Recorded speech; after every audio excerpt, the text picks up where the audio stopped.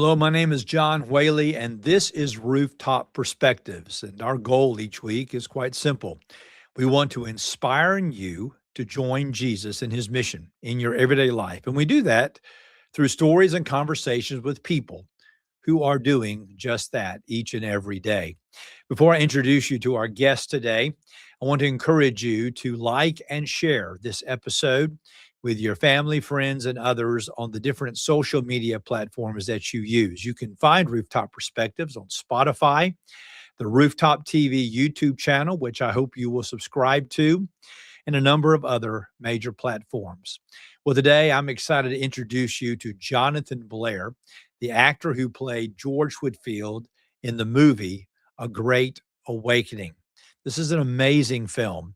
And a few months ago, we sat down and we talked about his life. We talked about the movie and the impact that George Whitefield had on this nation in the months leading up to the American Revolution. So sit back and enjoy this conversation with Jonathan Blair. Jonathan, it's so great to have you with me today on Rooftop Perspective. Man, thank you for taking time out of your busy schedule to join me. Oh, it's my pleasure, John. Thanks for having me. Well, I'm excited about this conversation today about the movie A Great Awakening, and there's just so much we could talk about in that movie, and I've narrowed it down to a few questions, and we could probably go on for hours. There's so many themes and different things. As I mentioned to you before we began recording, I've watched it now 5 times. Every time I watch it, I see something I didn't see the first 4 times. Last night, I was thinking, how did I miss that? Right.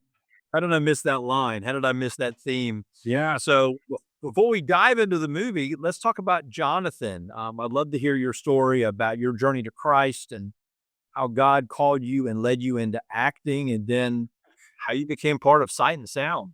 Yeah, sure. Well, yeah, I grew up in a Christian home. My dad was a pastor for many years. So to me, there wasn't ever really a question of, is there a God? But it was more like, how you might think of the sky or the sun, just something that's ever present that you just sort of take for granted. And that was God to me, just something that was always around that you don't really think about because, yeah, of course it's there. And it wasn't until I was high school age, probably, that the reality dawned on me of the relationship, the personal nature of God, that he's not just, an omnipresent force, but he's a personal being. And I think I was probably 14 or 15 when I truly stepped into the reality of that and owned my faith, not just as my parents or the way I grew up, but entering a personal relationship by choice with Jesus Christ. And as far as acting goes, I think I was 11 and I had kind of tried a bunch of sports and wasn't super into them. And my dad is also a university professor, and the college that he taught at was doing a spring musical, and they needed a kid. And so my dad was like, "Hey, why don't you try that?" And I auditioned, and I got the part because there were no other kids that auditioned. So by default, I was in that musical, and I just I was bit by the bug, and I never stopped. I just kept doing shows anywhere, everywhere I could at all different sorts of levels, and by the time I reached college, I got the opportunity to write and direct what was supposed to be a short film. The point of it was to translate the gospel into a dramatized story, specifically for deaf people, because there's no written deaf language. A lot of people don't know, but American Sign Language isn't English. So there's no transcribed written form of American Sign Language. So we wanted to make a film where characters were expressing their journeys to Christ in American Sign Language. So I got the opportunity to write and direct that film, and that gave me the bug for filmmaking. And so right through college, I started pursuing filmmaking. And while I was pursuing that, making some short films and entering festivals and all that, I saw an ad for auditions for a new premiere musical of Jesus at Sight and Sound Theaters, which I'd been following for a couple of years now, but I had no connection to it. And I thought, oh, that might be kind of fun to send a video submission. It's theater. That's not really the path I really want to go down at this point. But, it'd be an honor just to get into the ensemble or something and just to be a part of that. for a year. And so I sent in a video submission to Sight and Sound, and they asked me to come in and audition. So I got an in-person call and found out that they wanted me to read for the part of Jesus, of all things. And so I went and um, read for the part of Jesus. I got to meet a writer and director of that production, Joshua Ank, who wrote and directed Great Awakening. That was the beginning of our friendship. He cast me as Jesus. And so that was the beginning of my time as an actor on the Sight and Sound stage. And I performed in a handful of productions over the years since 2018. And then in 2023, Josh had the inklings of what would become a Great Awakening. And I was still an actor on the stage at the time. I was playing Moses in our Moses production. I was one of the men playing Moses. And Josh kind of came up to me and he was like, "Hey, let's get lunch sometime." And I was like, "Great, sounds good." And when we met for lunch, he kind of sprang the idea for a Great Awakening on me and asked me to audition for the part of Whitefield. And the rest is history. That's fun. That is so fun. And I love the whole story. I've watched many of the backstories of the making of the movie, and I love the story where originally, they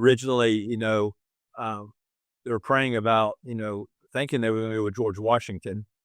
And I love that whole story when he went away to pray, and God told him, "You got the wrong George," and he realized it was Whitefield, and changed the entire project to a focus on Whitefield.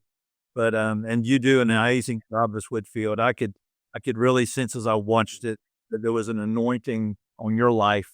I sensed as you were stepping into that historic role of this man that God used to radically change the nation of America as it was being birthed, and had such an influence. The story, it's interesting about the story because the whole movie is wrapped around this unique relationship that George Whitefield, this powerful man of God, has with Benjamin Franklin, who is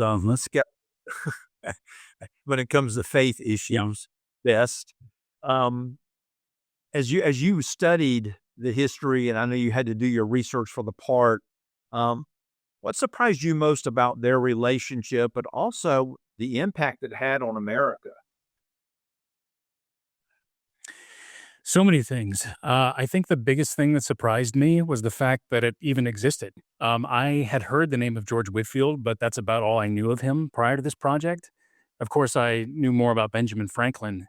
But the thing that blew us away initially was the fact that Benjamin Franklin made the speech that he did at the convention.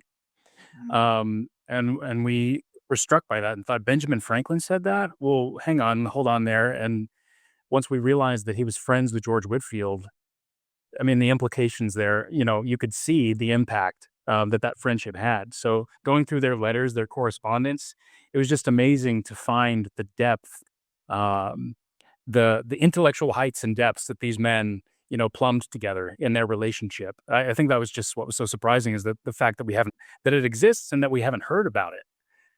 It was just, that was just really surprising. And then their impact, you have this partnership between the greatest evangelist probably in American history, and you have the greatest communicator in American history at the time with Ben Franklin and his printing press.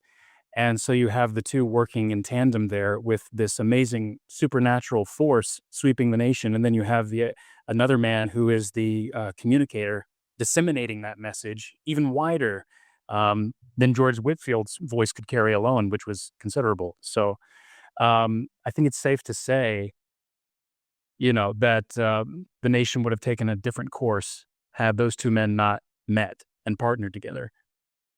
Amen. I agree, because it's interesting. So in many ways, and Whitefield even mentions this in the movie when he's talking to Franklin toward the end, in that last scene that you're in as Whitefield.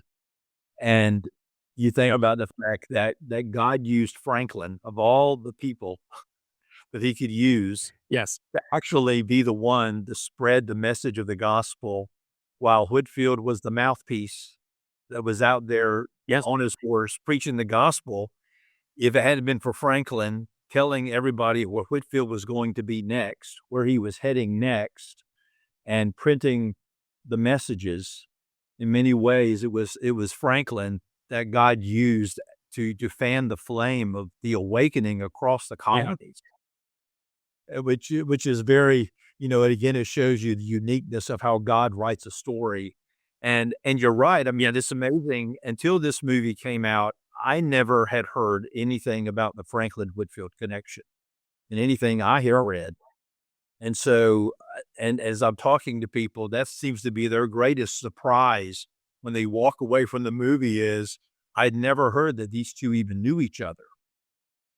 And Right. and yet they had this incredible, close, personal, dynamic relationship that God brought them together by providence, not by coincidence, to Right. to actually launch an awakening that really birthed the nation because of so much of Whitfield's messaging is reflected in our founding documents about liberty, about freedom, and things that Ray was saying to Franklin as well. So, yeah, it was Yes, exactly. it's an interesting relationship, and I agree. I believe the nation would have been very different if they had not come together. Um, and that's how God impacted our nation. That speech he gives at the end of the convention, that was a game changer that God used Yeah. Yeah. to really solidify the 13 colonies. But the film is full of these incredible lines and themes.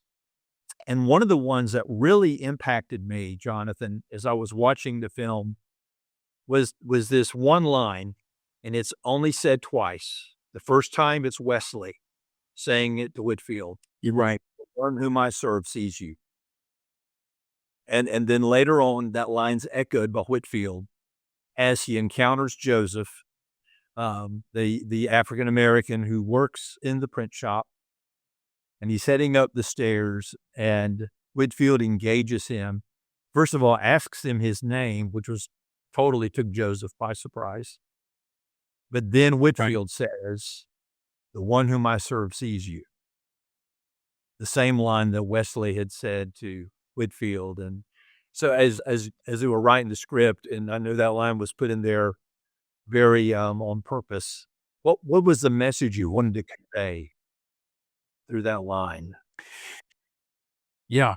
The message essentially is what Whitfield kind of pioneered for the time period, which is God is personal and God interacts in our daily lives. He's this religion at the time, by and large, was just something you did in the church building, in the pew.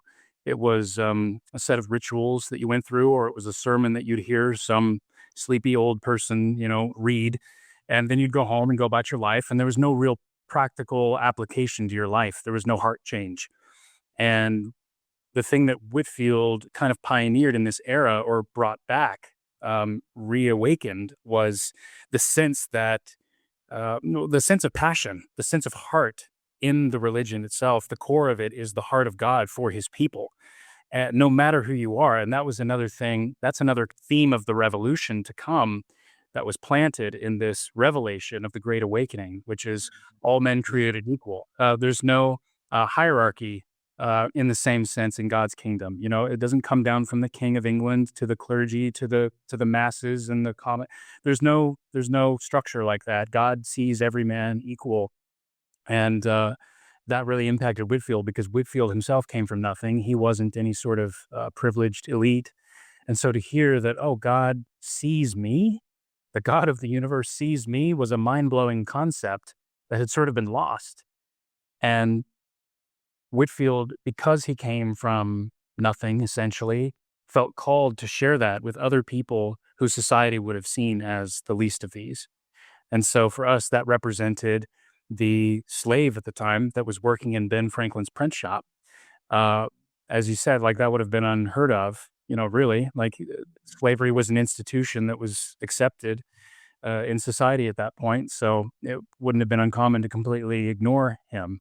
And Whitfield had a bone to pick with slave owners at the time for their mistreatment of slaves, and so he saw these people as human beings worthy of the gospel. at a time where that really wasn't predominant at all. So that was symbolic to us that Wesley sees this man, that the Lord has put on his heart, Whitefield, and shares that with this lowly servitor, that God sees you and he has a plan for you. Whitefield carries that message all of his life to everyone that will listen, including the worker in Ben Franklin's print shop, Joseph. So that's what that scene represented, was God's heart for the least of these by society's standards, and that being impressed on Whitefield as well. And I think that's one of those lines that as we begin hearing stories of how the movie has impacted people, I think that's going to be one of those lines that many people sit in the theater and they're wondering, does God really know I even exist? Right. And I just see God using that one line in the movie to really impact a lot of those people. Yeah. To recognize God does see me. He meets me where I'm at. He knows where I'm at. He's a personal God. Right. And I thought that was so powerful because I was sitting there wondering how many people have made that connection, how many people actually picked up on that line.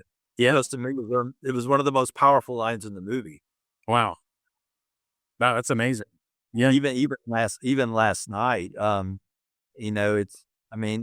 I love about the movie, it's one of those movies that can have you kind of laughing one minute because of something that is said, and then you're tearing up the next minute. Yeah. And that's one of the lines that made me tear up because I was thinking, how many people are going to watch this movie, and that's going to be the line that God's going to use to call them back into relationship with himself because they hear those words, God sees you. Yes. And it's just one of many, many lines in the movie that are so powerful. But you mentioned that tagline just now, which I loved, but that tagline that says, before the revolution, there was a revelation. Yes. I'd love you to speak into that because that's powerful. Absolutely. Yeah. So I assume it's this way with a lot of people, especially in my generation and younger, probably. This project has really illuminated a lot for me. But prior to this project, I was pretty ignorant of American history prior to the revolution. In collective consciousness, I think America starts with the revolution, and as a country, it does. But we don't really think of anything prior, typically, and we don't really see that depicted or discussed. And so for me, it was sort of this big question mark of, okay, yeah, what was society like prior to the revolution?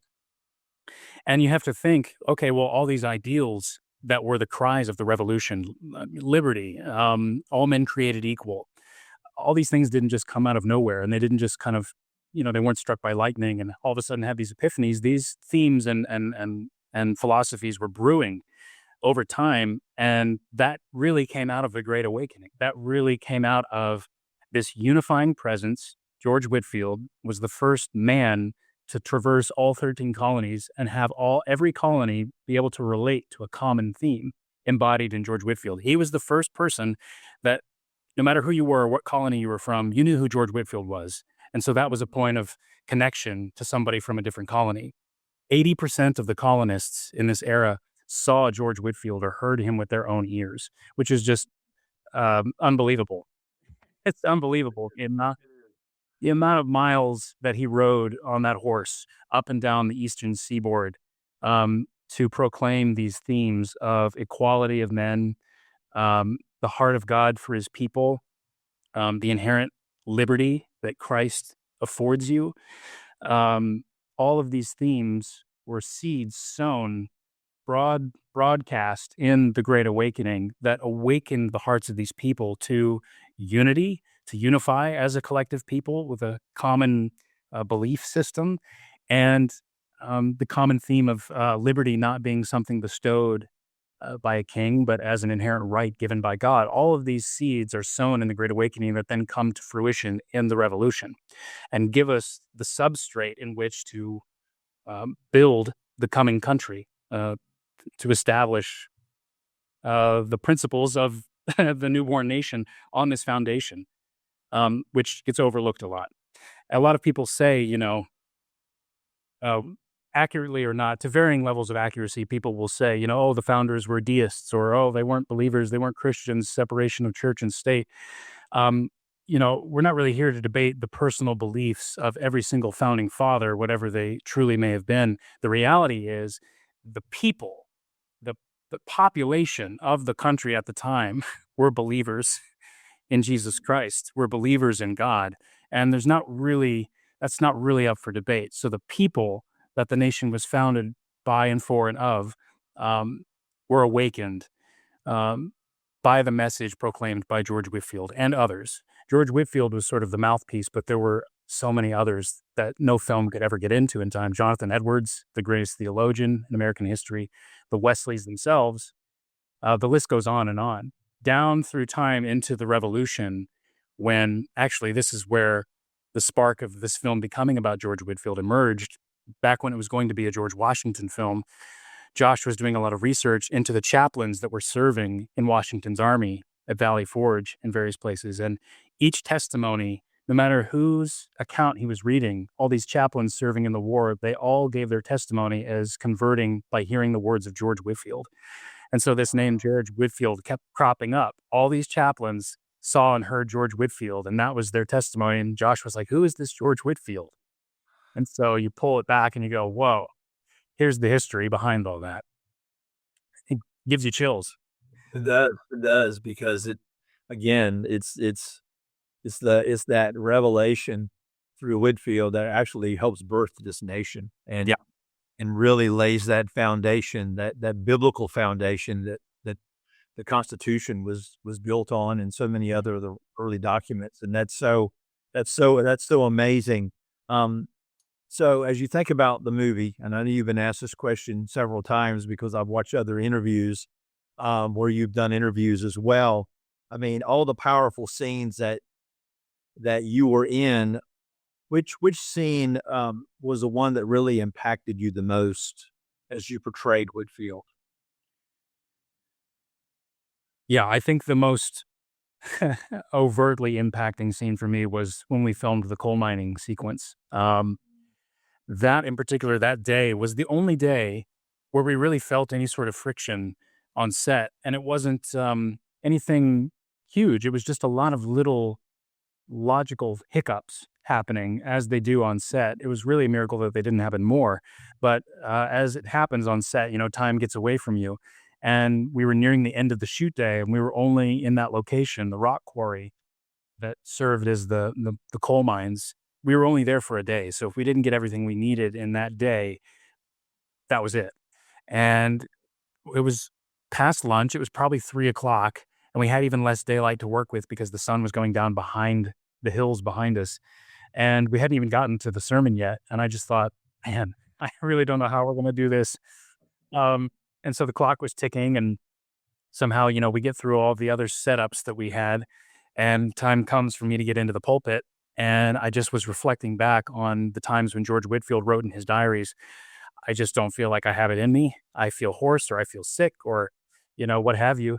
And he just sort of released that to the Lord and said, okay, God, like, they're not here to hear me. They're here to hear you speak through me. And he would feel the Lord's hand, descend on him, and he would deliver. And I just kind of prayed in that moment, Lord, I don't know what's going to happen. Just speak through me. And so I get up in the pulpit, and a giant jib camera comes down on a crane, 2 or 3 feet from my face, and it's staring at me. And I'm looking down the barrel of this thing, and Josh comes up to me and he says, okay, man, like, we're almost out of time. Don't mess up. And he runs away. And that was the shot of adrenaline that I needed. And he goes back to the monitor and he puts the cans on and says, all right, everybody, say a prayer. Action. And immediately I feel something. I mean, we know what it was. But in the moment, I just feel, boom, this slap on my back. And I launch into the sermon. And I don't stop until the entire sermon has been delivered. And I just sort of stop and take a breath. And I kind of look around, and everybody's just sort of looking stunned. And for a minute there, it didn't feel like we were filming a movie. It felt like we were living in the event that we were portraying. And Josh calls cut, and he comes over to me and he says, John, do you know what just happened? And I said, I felt something. I don't know what, but I felt something. And that ended up being the take top to bottom that you see in the film. One take. Wow. And one take.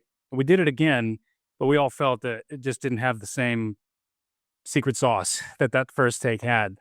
It might have been adrenaline, but I think it was a move of the Spirit operating in the same way that he did with Whitfield. Because I can act, but I can't do stuff like that in my own ability. That felt like something beyond me. And so I have no problem saying, I think that was God. I think we captured a move of the Spirit on film, which you can only dream of. You can't engineer it. You just have to be surrendered and let him move when he will.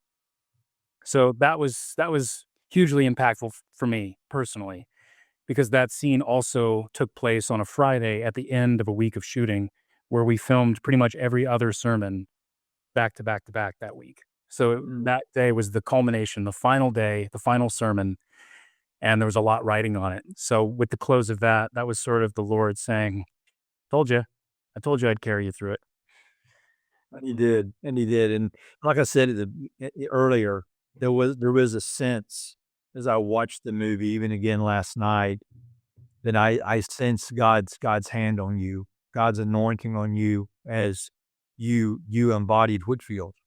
And I know from watching some of the backstory videos about the making of the movie, a similar thing happened at Market Street, that there was a very sense of the presence of God after you did the first take.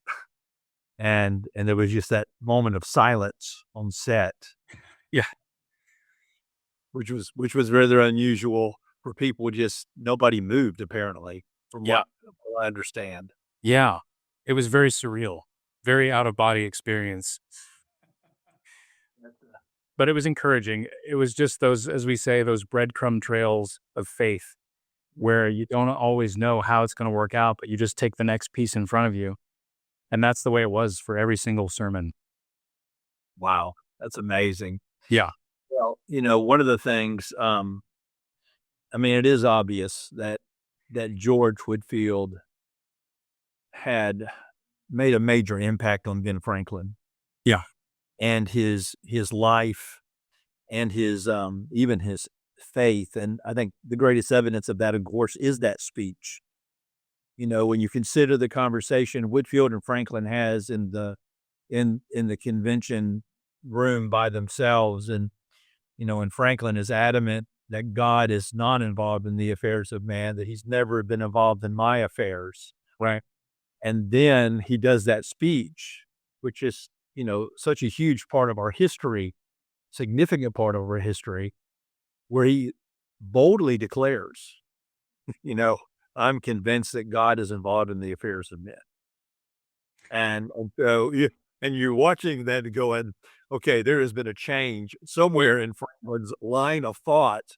So as you did the research and you looked at history, is there any sense that at some point Franklin came to faith in Christ? Obviously, only the Lord knows for sure, but I think you could make a strong case to speculate that there was some evolution in his thinking towards God, especially towards the end of his life.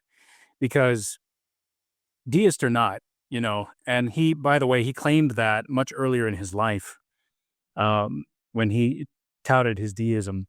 But for the sake of this purpose, you don't say things like that in that speech. You don't say, we need to appeal to the Father of Lights. We saw his intervention in the revolution. Do we think we can succeed without his help? A deist doesn't say those kinds of things. That's not deism. A deist is somebody who believes the Lord, that a God set the world in motion and then doesn't intervene and just lets us figure it out. And so there's no use appealing to him.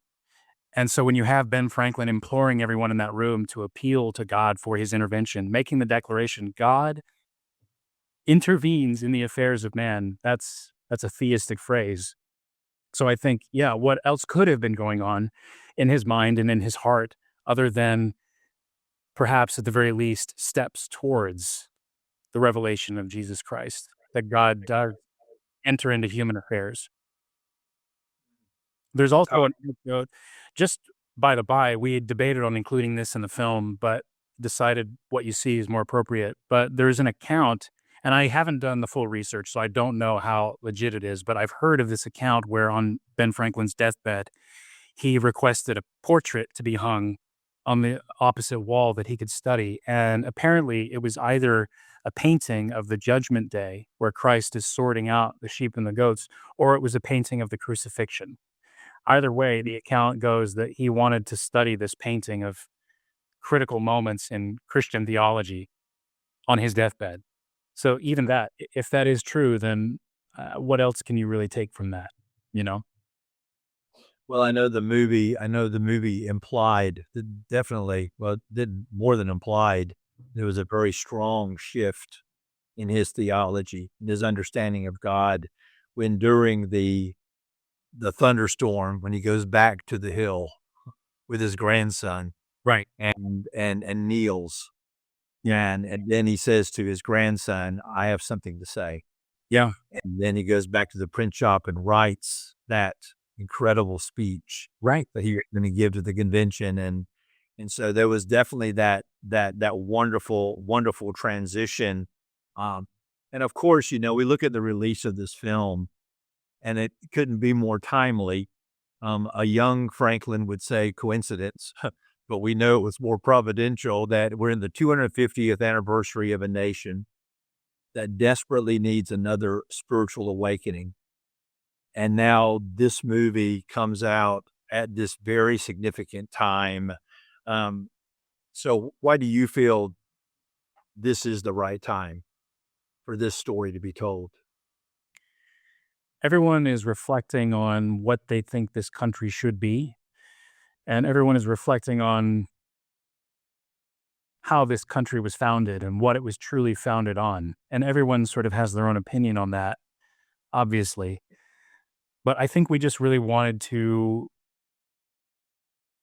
explore, but also proclaim what we believe. What we believe is the historical truth, which is that the country was founded on these principles, that liberty is found truly in Jesus Christ, and that belief permeates into all aspects of government, whether codified in law or not.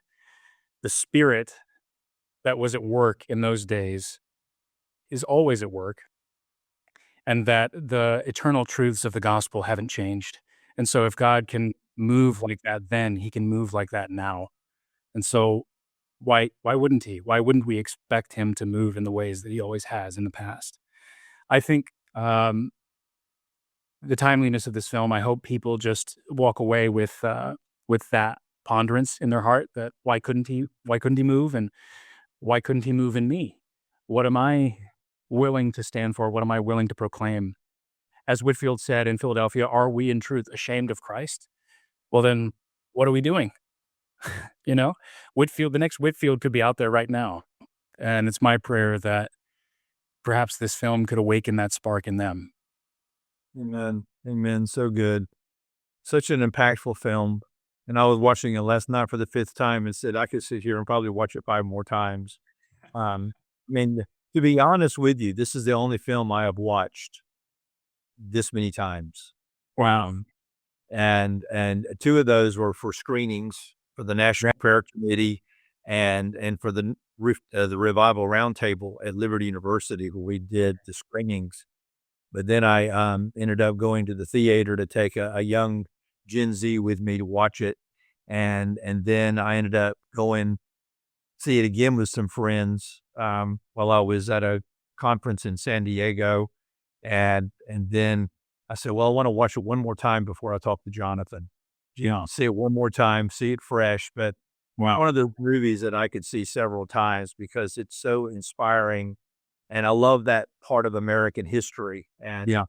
and Whitefield has always been an amazing. I was reading some of his prayers this morning, and just reading the words of Whitefield and some of his prayers, and just an amazing history figure in history. And again, there are so many themes like there's the sun setting or rising, and Right. throughout the movie. And that was a line I caught last night I didn't catch the first 4 times, is toward the beginning of the film when Franklin's father says to young Ben Franklin, Yeah. "You ought to allow the sun to set on your faith." Right. And that's kind of the beginning of that theme now throughout the movie. Exactly. So we are actually, as part of our ministry, calling people on July 4th to actually have a sunrise time of prayer service with your family or your church or your city. And we're actually using that in our prayer guide. Is the sun rising or setting? Wow. And using the film as a way of inspiration, and again to encourage people to watch the movie if they have not yet seen A Great Awakening, Wow. because I think that is such a poignant question that's asked throughout the movie. As Franklin is looking at the back of what we now call the Rising Sun chair. Yes. It is, and I've seen that in chair, and it's an amazing, when you think about what Franklin's looking at throughout that. But one last thing, I thought the last line of the movie, I think it's one of those really powerful endings. It's when you, as George Whitefield, are looking straight into the camera, and you boldly say, "A great awakening has come," and it's almost prophetic in many ways. I would be curious, again, the message that you wanted to convey, or in that last line that is so bold, the very last thing people hear. Well, precisely that. I believe that prophecy is at once it is at once now and to be. So it applies across eras. It's timeless as the gospel itself. And so I think that was the idea behind that, is a great awakening has come. Whitfield is speaking in his own era, but he's also handing it off to the next generation, the subsequent generations. A great awakening has come. Has the sun risen? And that applies, at all levels, nationally, locally, personally. A great awakening has come. Will you wake up and see it? So there's a few different layers to it, but that was primarily the desire there, is to proclaim it, just to proclaim it, that if we want it, we have to be willing to surrender to it. Amen. So, yeah. Well, man, thank you, Jonathan. Thank you for all that you do for the kingdom. Thank you for your time today. It's been a great, great conversation. My pleasure. Yes, it has. I believe God's going to use this movie for many, many years to come to inspire. I can't wait, like I said, to begin hearing the stories more and more of people saying, "Here's how it impacted me." Yeah. And thinking about how many people will come even to faith in Christ. Yes. Because the gospel is throughout the entire movie, beginning to end. Nobody can walk out of the theater and say, or watch it at home and say, "I didn't hear the gospel," because it's so all over the movie. But you're a blessing, my friend, and thank you for the opportunity to be with us today on Rooftop Perspectives. Thank you so much, John. It's really been a pleasure. Thank you for joining us today on Rooftop Perspectives. And I want to encourage you to take time to watch A Great Awakening. It can be found on Amazon Prime and a number of other streaming channels. I want to leave you today with this takeaway. If God did it then, he can do it now. And the fact is, he is doing it now. If there ever was a time for us as Christ followers to say yes to joining Jesus in his mission, it is today. As we are now in this season of revival and awakening, not just across America, but literally across the globe. Thank you again for being with us today. Have an incredible week as you join Jesus in his mission.